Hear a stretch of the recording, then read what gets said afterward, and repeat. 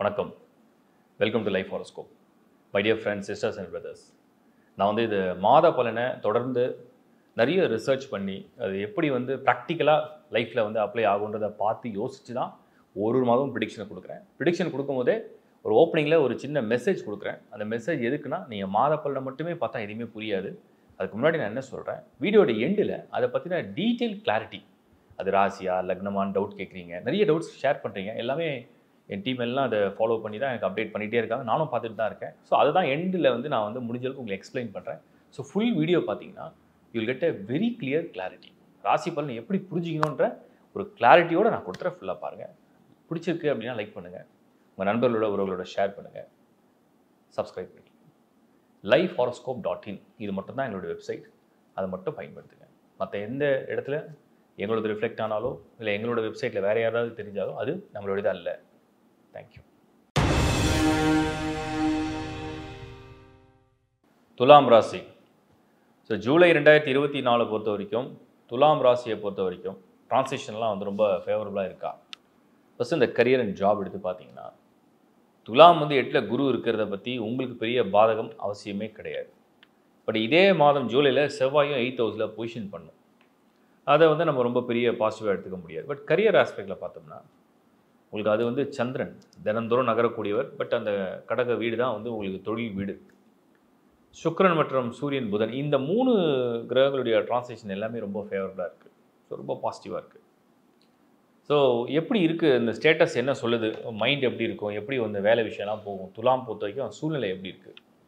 இது எப்படி இருக்குன்னா, சேலஞ்சஸ் வந்து டே பை டே, எல்லா month by month, year by year challenges வந்து வந்துகிட்டே இருக்குது துலாமுக்கு.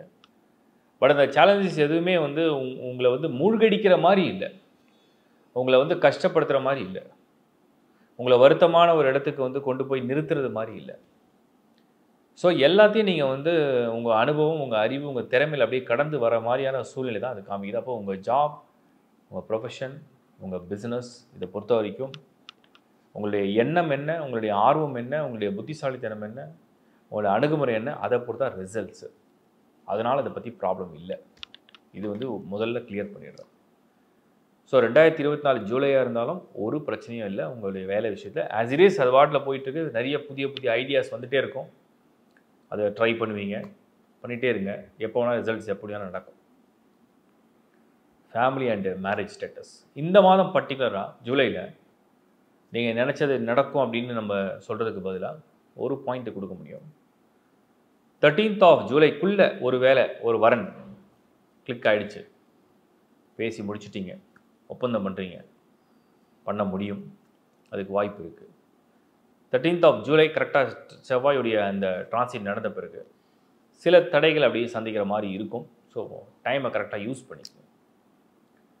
ரிலேஷன்ஷிப்பில் உள்ளவங்களுக்கு நிறைய ஒரு இழுபறி, ஒரு போராட்டம், இது அது முடியாது, அப்படி நடக்கும் இப்படி நடக்கும், அந்த மாதிரி ஒரு சின்ன போராட்டம், ஒரு இழுபறி இது வந்து உங்களுக்கு நடந்துகிட்ருக்கு. ஸோ அதை நீங்கள் தான் கொஞ்சம் சமாதானப்படுத்திக்கணும். குடும்ப வாழ்க்கையை கொஞ்சம் காரசாரமாக இருக்கும்.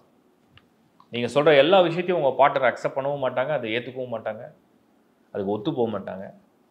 ஒரு மாதிரி ஒரு 2 பக்கம் அந்த கயிறை பிடிச்சி கயிறு போட்டி இருக்கு இல்லையா, அந்த மாதிரி 2 பக்கம் 2 பேரும் இழுக்கிற மாதிரி இருக்கும். என் பக்கம் நீ வா, உன் பக்கம் நான் வா, அந்த மாதிரி இருக்கும்.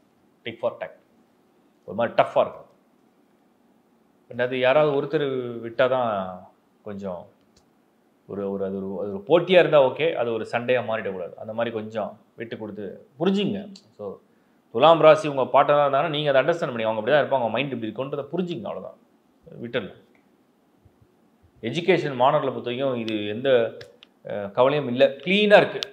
ஸ்டூடெண்ட்ஸ்க்கு வந்து ரொம்ப பாசிட்டிவாக, ரொம்ப ஒரு க்ளீன் ட்ராக், பக்காவாக இருக்குது. நல்ல நேரம், நல்ல அமைப்பு, ஒரு நல்ல கிரகநிலை, ஒரு நல்ல சூழ்நிலை, நல்ல புத்தி நிலை, பாசிட்டிவாக நினச்சது நடக்கிற அளவுக்கு ரொம்ப நல்லா இருக்குது. இந்த குரு 8th ஹவுஸில் இருக்கிறதுனால நிறைய பணத்தை செலவழித்து, அதாவது அறிவை பெறுறதுக்காக நீங்கள் வந்து நிறைய செல்வத்தை வந்து செலவழிப்பீங்க. So more expenses, more gain of knowledge, அந்த மாதிரி ஒரு டைம் இது. பட் பரவாயில்ல, அறிவை வளர்க்க எவ்வளோ வேணால் நீங்கள் செலவு பண்ணலாம். இல்லத்தரசிகள் பெண்களை பொறுத்த வரைக்கும் கொஞ்சம் இந்த ஜூலை மாதம் ஒரு மாதிரி ஒரு ஃபேமிலி மெம்பர்ஸ், நண்பர்கள், உறவுகள், அக்கம் பக்கம் ஏதோ யாரோ ஒருத்தர் ஒரு ஸ்ட்ரெஸ்ஸை கொடுக்குறாங்க, யாரோ ஒருத்தர் கொஞ்சம் இரிட்டேட் பண்ணுறாங்க. இரிட்டேட் ஆகாதீங்க. நானும் அமைதியாக போகணும்னு நினைக்கிறேன், அப்போ கூட கோவப்படுத்துகிறாங்க, அப்போ கூட என்ன டென்ஷன் பண்ணுறாங்க அப்படின்னு உங்களுக்கு தோணும்.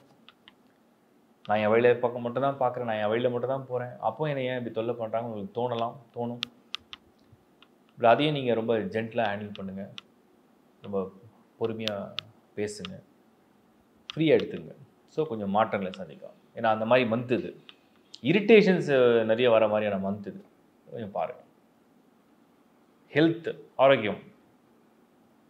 செவ்வாயோடைய பொசிஷன் கொஞ்சம் அப்படியே ஒரு மாதிரி இருக்குது குருவோட சேரும் பொழுது. பர்டிகுலராக second week and third week, fourth வீக்லாம் பார்க்கும்போது ஹெல்த்தில் கொஞ்சம் எக்ஸ்ட்ரா கேர் எடுத்துக்கலாம். பர்டிகுலராக என்ன விஷயமா இருக்கலாம், நிறைய பேருக்கு அந்த ஹீட் பாயில்ஸ்ன்னு சொல்லுவாங்க, சூடு கட்டி. ஒரு சிலருக்கு பிடிப்பு, உடலில் வந்து எங்கேயாவது பிடிப்பு, தசை பிடிப்பு. சில பேருக்கு சின்னதாக வலி. பட் அது ஹீட்டு, எரிச்சல் சொல்கிறது, இதெல்லாம் அப்படியே ஒரு மாதிரி ஒரு 2-3 நாள் அப்படி வரும், போயிடும். அதனால் கொஞ்சம் காரமான உணவை நீங்கள் அவாய்ட் பண்ணாலே போதும். ஏன்னா செவ்வாய்னா வந்து அந்த காரம், மிளகாய், காரம், அதை அவாய்ட் பண்ணிங்கன்னா, சில்லி ஃபுட்டு அதை அவாய்ட் பண்ணிங்கன்னா மேக்ஸிமம் எல்லாம் நார்மலாக இருக்கும். சீனியர்ஸ், துலாம் ராசியில் பிறக்கிற வரைக்கும் எப்போவுமே துலாம் வந்து எப்படின்னா ஒரு ஓய்வே கிடையாது. எவ்வளோ வயசானாலும் ஒரு ஓய்வே கிடையாது. இன்னும் உழைக்கலாம். அந்த உழைக்கும் தன்மையை ஏன் கொடுக்குது அப்படின்னா, துலாமில் தான் சனி உச்சம் அடையும். சனி உச்சம் அடையக்கூடிய ஒரு ராசி மண்டலத்தில் நீங்கள் பிறந்துட்டிங்கன்னா கடைசி வரைக்கும் உங்களை ஆக்டிவாக வச்சுருக்கோம். ஒரு ஓயாத உழைப்பாளியாக உங்களை ஆக்டிவாக வச்சுருக்கோம். அது பெரிய பாசிட்டிவான ஸ்ட்ரென்த், அது ப்ளஸ் பாயிண்ட்டாக நான் பார்க்குறேன். ஸோ அதனால் உங்களுக்கு அது ஒரு ஆடிட் அட்வான்டேஜாக நான் எடுத்துக்கிறேன். ஓவரால் துலாம் எல்லா சேலஞ்சஸையும் ஓவர் கம் பண்ணுற நல்ல மாதம். ஒன்லி ரிலேஷன்ஷிப், பர்சனல் லைஃப்பில் கொஞ்சம் அப்படி ஒரு மாதிரி ஒரு ஃப்ளெக்சிபிளாக இருந்துட்டிங்கன்னா சீரியஸான எந்த ட்ரபிளும் இல்லை. வாழ்த்துக்கள். இப்போ நீங்கள் பார்த்த ராசியுடைய பலன், இதை தயவு செஞ்சு ஃபுல்லாக பார்த்துருங்க, அப்போ தான் உங்களுக்கு புரியும். ஸோ எப்படி இதை வந்து நீங்கள் எடுத்துக்கணும்னு நிறைய கமெண்ட்ஸில் பார்க்குறேன். ராசி பார்க்கணுமா, லக்னம் பார்க்கணுமா, சில பேருக்கு புரியல, ஒரு பெரிய மெசேஜ் வேறு ஷேர் பண்ணியிருந்தீங்க. கோலாலம்பூர்லேருந்து போட்டிருக்கேன் அப்படின்னு சொல்லி ஒரு மெசேஜ் படித்தேன். நான் ஒரு டீட்டெயில் சொல்கிறேன். நீங்கள் எப்படி ஒரு ஸ்டெப் பை ஸ்டெப் அப்படின்னு, ஸ்டெப் 1 என்ன தெரியுமா, நீங்கள் இந்த டிரான்சிஷன்லாம் விட்டுடுங்க. Step 1, what is step 1? உங்கள் ராசி என்ன, உங்கள் நட்சத்திரம் என்ன, உங்கள் லக்னம் என்ன, இதை முதல்ல நீங்கள் மைண்டில் ஃபிக்ஸ் பண்ணுங்கள். அது எப்படி தெரியும், அது எப்படி தெரிஞ்சுக்கிறது நிறைய பேர் கேட்குறீங்க. அடுத்த கேள்வி, நீங்கள் பிறந்த தேதி, நீங்கள் பிறந்த மாதம், நீங்கள் பிறந்த வருடம் வந்து உங்களுடைய ராசி நட்சத்திரத்தை கொண்டு வந்துடும். நீங்கள் பிறந்த நேரம் வந்து உங்கள் லக்னம் என்னன்றதை கணிக்கப்படும். நீங்கள் பிறந்த ஊர் வந்து உங்கள் லாட்டிடியூட் லாஞ்சிடியூடை வந்து கரெக்டாக வெரிஃபை பண்ண யூஸ்ஃபுல்லாக இருக்கும். உங்கள் நேம், உங்கள் ஜெண்டர், இதை பேஸ் பண்ணி தான் ஹாரோஸ்கோப்பே ஜென்ரேட் ஆகுது. அப்போது அந்த ஹாரோஸ்கோப்பை, டீட்டெயில் ஹாரோஸ்கோப்பை ஒரு முறையும் நான் வந்து ஏன் எடுத்துக்கங்க, ஒரு முறையாவது உங்கள் ஹாரோஸ்கோப்பை லைஃப் டைமில் ஒன்ஸ் தான் நீங்கள் ஒரு ஹாரோஸ்கோப்பை ஜென்ரேட் பண்ணி வச்சுக்க போகிறீங்க. இப்போ ஒரு பிளட் குரூப்பை பற்றி நீங்கள் செக் பண்ணால் நீங்கள் என்ன பண்ணுவீங்க, உங்கள் பிளட் சாம்பிளை கொடுத்து நீங்கள் என்ன பிளட் குரூப், நீங்கள் ஓ பாசிட்டிவா, பி பாசிட்டிவா, ஏ பாசிட்டிவா, ஏபியா, இல்லை நெகட்டிவ் பிளட் குரூப்பா, எப்படின்னு நீங்கள் கண்டுபிடிப்பீங்க. பிளட் சாம்பிளை கொடுத்தீங்கன்னா கொடுத்துருவோம். அது லைஃப் ஃபுல்லாக ஒரே பிளட் குரூப்பில் தான் இருக்க போகுது, மாறப்போகிறது இல்லை. சேம் வே நீங்கள் பிறக்கும்பொழுது எப்படி வந்து உங்கள் ரத்த அணுக்கள் வந்து ஒரு குரூப்பை சேர்ந்தா இருக்குமோ, அதே மாதிரி உங்கள் சார்ட் அப்படின்னு நேட்டல் சார்ட், பர்த் சார்ட், ஜனன ஜாதகம் அப்படிங்கிறது ஃபிக்ஸடு. அதில் வந்து கோள்கள்லாம் நகராது. கோள்கள்லாம் இப்போ தான் நகரும். அது ஜன ஜாதகம்னு ஒன்று ஃபிக்ஸட் இருக்கு இல்லையா, அந்த ஃபிக்ஸட் ஹாரோஸ்கோப்பை தான் நான் எடுத்துக்க சொல்கிறேன். ஸோ lifehoroscope.in அந்த சர்வீஸை ஏன் ஆட் பண்ணியிருக்கோம், அதுக்கு வந்து ப்ராப்பராக ஆளுங்களை அரேஞ்ச் பண்ணி, அது ஏன்னா ஒரு ப்ராசஸான ஒர்க். அது உங்கள் டேட்டா வரும், உங்கள் டேட்டாவை ஜென்ரேட் பண்ணி அந்த சார்ட்டை ஜென்ரேட் பண்ணும்போது ஒரு டேட்டா வரும், அது கரெக்டாக வெரிஃபை பண்ணணும். அதை வெரிஃபை பண்ணி அதில் ஏதாவது கிளாரிஃபிகேஷன் வேணும், இல்லை டவுட் வருது, ஏன்னா ஒரு நட்சத்திரம் ஒரு பஞ்சாங்கத்தை எழுதியிருக்கோம், வேறு நட்சத்திரம் வேறு பஞ்சாங்கத்தை எழுதியிருக்கோம், இதில் கிளாரிஃபிகேஷன் வரும். அப்புறம் அதை வெரிஃபை பண்ணிவிட்டு அதுக்கப்புறம் தான் அது ஒரு ஜென்ரல் ப்ரிடிக்ஷனோட அது அப்படியே ஜென்ரேட் ஆன பிறகு அதை மெயிலில் உங்களுக்கு சாஃப்ட் காப்பியாக ஃபார்வர்ட் ஆகும். இது ஒரு ப்ராசஸ், 1 or 2 days ப்ராசஸ் நடக்கும். ஸோ இந்த ஹாரோஸ்கோப் எதுக்கு அப்படின்னா, முதல்ல நீங்கள் உங்கள் மைண்டில் வந்து உங்களுடைய ஜனன நட்சத்திரம் என்ன, உங்களுடைய ஜனன ராசி என்ன, உங்களுடைய ஜனன லக்னம் என்ன அப்படிங்கிறது நீங்கள் தெரிஞ்சுக்கிட்டா தான் ஃபஸ்ட்டு இது ஸ்டெப் நம்பர் 1. ஓகே, நம்ம லைனாக போயிடலாம். அடுத்தது உங்களுடைய பிளானட்டரி பொசிஷன்லாம் நீங்கள் ரீட் பண்ண தெரிஞ்சுதுன்னா வெல் அண்ட் குட். எப்படி பிளானட்டரி பொசிஷனை போய் ரீட் பண்ணுறது அப்படின்னு நிறைய பேர் கேட்பாங்க. ஃபஸ்ட் ஹவுஸ்ன்னு சொல்கிறீங்க, அப்படின்னா என்னென்னு யாருக்கும் தெரியாது. கரெக்டு, உங்களுக்கு தெரிய வாய்ப்பு இல்லை. பிகினர்ஸ்க்கு நான் சொல்கிறது என்னென்னா, அந்த நேட்டல் சார்ட்னு இருக்குது. இப்போ உங்களுக்கு தெரிஞ்ச லாங்குவேஜில் நீங்கள் அப்ளை பண்ணிக்கலாம். தமிழ் இருக்குது, ஹிந்தி இருக்குது, தெலுங்கு இருக்குது, இங்கிலீஷ் இருக்குது. இங்கிலீஷ் வந்து காமனாக எல்லாரும் ஈஸியாக படிச்சிருவீங்க. உங்களுக்கு ஒருவேளை மற்ற லாங்குவேஜில் படிக்க தெரியாதுன்னு இங்கிலீஷில் எடுத்துக்கலாம். அதில் உங்களுக்கு எல்லா பிளானட்டோட நேம் தெரியும். எம்இஆர் அப்படின்னா மெர்க்குரி, விஇஎன்னா வீனஸ், வீனஸ்னா சுக்ரன், மெர்க்குரினா புதன், ஜூபிட்டர்னா குரு, சன்னா அது தெரியும் சூரியன், சாட்னா சாட்டன், ராகுனா ராகு, கேதுனா கேதுன்னு வந்துடும், மூணுனா சந்திரன், மார்ஸ்னா செவ்வாய். ஸோ இந்த நேட்டல் சார்ட்டில் அந்த அந்த அசெண்டன்ட் ஒன்று போட்டிருக்கோம். ஏஎஸ்சி அசெண்டன்ட்னா ஃபஸ்ட்டு. தமிழில் பார்த்தீங்கன்னா லக்னம்னு போட்டிருக்கோம், லான்னு போட்டிருக்கோம். தமிழில் லானா முதல் பாவம், அதான் லக்னம்னா உங்களுடைய விதியை கணிக்கக்கூடிய இடம். அந்த 12 கட்டத்தில் எது லாவோ அதான் ஃபர்ஸ்ட் ஹவுஸு, எது அசெண்டன்ட் போடுதோ அதான் ஃபர்ஸ்ட் ஹவுஸ். அங்கேருந்தால் நீங்கள் கிளாக் வைஸாக எண்ணணும். கிளாக் வைஸ்னால் வடவோட்டு சுற்று. ஸோ அங்கேருந்து எண்ணும் போது எந்தெந்த ஹவுஸில் உங்கள் பிளானட்ஸ்லாம் ஃபில் ஆகிருக்கு, ஃபர்ஸ்ட் ஹவுஸ்லேயே ஃபில் ஆயிருக்கா, செகண்ட் ஹவுஸில் ஃபில் ஆயிருக்கா, தேர்ட் ஹவுஸில் ஃபில் ஆயிருக்கா, 4ஆ 5ஆ 6ஆ 7ஆ 8ஆ 9ஆ 10ஆ 11ஆ 12ஆ. அதில் யோகஸ்தானங்கள்லாம் நான் எக்ஸ்பிளைன் பண்ணியிருக்கேன். அதுதான் லேர்ன் ஆஸ்ட்ரோ அப்படிங்கிற டைட்டிலில் வீடியோஸை கொடுத்துருக்கேன். நீங்கள் அதை கீ பண்ணாலே, யூடியூப்பில் கீ பண்ணாலே வந்துடும். லேர்ன் ஆஸ்ட்ரோ ராசி சைன் அப்படின்னு போட்டால் எந்த வந்துடும். ஸோ அந்த மாதிரி நிறைய லேர்ன் ஆஸ்ட்ரோவில் பண்ணிக்கோ. அதை நீங்கள் பார்க்கும்போது உங்களுக்கு பிளானட்ஸ்லாம் எந்தெந்த ஹவுஸில் ஃபில் ஆகிருக்கு அப்படிங்கிறது உங்களுக்கு தெரிய வரும். இப்போது நீங்கள் செய்ய வேண்டியது உங்கள் ஸ்டாரு, உங்கள் ராசி, உங்கள் லக்னம் மைண்டில் ஃபிக்ஸ் பண்ணுறீங்க. என்ன மாதிரி பிளானட்டரி பொசிஷன் எந்தெந்த ஹவுஸில் ஃபில் ஆயிருக்கு, அது மேஷமில் இருக்கா, ரிஷபமில் இருக்கா, மிதுனமில் இருக்கா. நீங்கள் உங்கள் ராசி எது வேணா இருக்கலாம், பட் பிளானட்ஸ் தான் எந்தெந்த ஹவுஸில் ஃபில் ஆயிருக்கு அதை தெரிஞ்சுக்கிட்டிங்கன்னா, இப்போ இந்த டிரான்ஸ்லேஷன் நடக்குது, நான் ப்ரிடிக்ஷனாக கொடுக்குறேன் இல்லையா, இந்த டிரான்ஸ்லேஷன் எந்தெந்த ஹவுஸில் ஒரு வாட்டியும் மென்ஷன் பண்ணுறேன் இல்லையா, அதை நீங்கள் அப்படியே சூப்பர் இம்போஸ் பண்ணலாம். இது உங்கள் பர்த் சார்ட் அப்படின்னா, இந்த பர்த் சார்ட்டில் உங்களுக்கு பிளானட்டரி பொசிஷன்லாம் எங்கே இருக்கோ அது மேலே இப்போ கரண்ட் டிரான்ஸ்லேஷன் அப்படி வச்சிங்கன்னா, ஏதாவது ஒரு பிளானட் மேலே இன்னொரு பிளானட் வருதா, இல்லை எம்டி ஹவுஸில் போய் ஃபில் ஆகுதான்னு பார்த்தீங்கன்னா அதுதான் ப்ரிடிக்ஷன். அப்படிதான் ப்ரிடிக்ஷன். அது வந்து உடனே ராசிக்கா லக்னத்துக்கா, லக்னம் நான் ஏற்கனவே சொல்லிட்டேன், லக்னம் என்பது உங்கள் விதி.